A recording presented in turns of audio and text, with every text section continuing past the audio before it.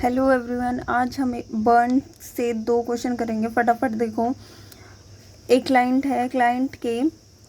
Client को 50% burn हो गया है। उसके 10 घंटे बाद वो पेशेंट एडमिट होता है। उसके बाद देखा हमने कि उसका जो ग्लूकोज लेवल है वो 140 mg/dl है। तो नर्स का बेस्ट एक्शन क्या होगा, है ना।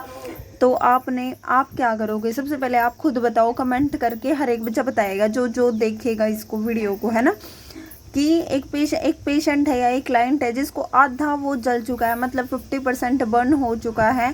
उसका ब्लड ग्लूकोज लेवल 140 है। तो आप क्या करोगे? क्या आप डॉक्यूमेंट कर दोगे, या फिर उसके आप डायबिटीज़ की फैमिली हिस्ट्री लोगे, या रिपीट करोगे, दोबारा से करके देखोगे, या स्टॉप कर दोगे आईवी फ्लूइड को?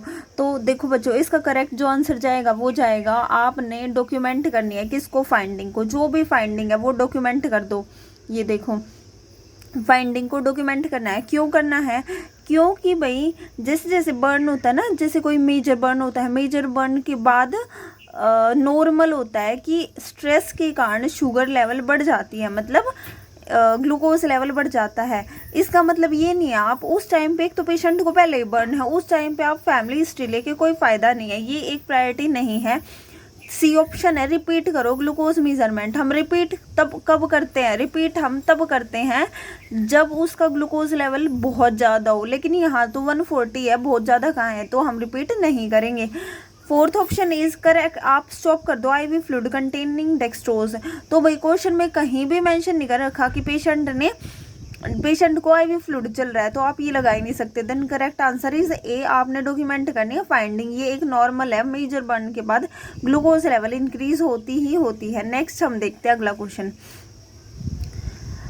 एक क्लाइंट है जिसको इलेक्ट्रिकल इंजरी हुई है, किसकी? लोअर एक्सट्रीमिटीज़ की। तो प्रायोरिटी असेसमेंट आप क्या करोगे? आप क्या देखोगे? लोअर एक्सट्रीमिटीज़ की हुई है, बताओ।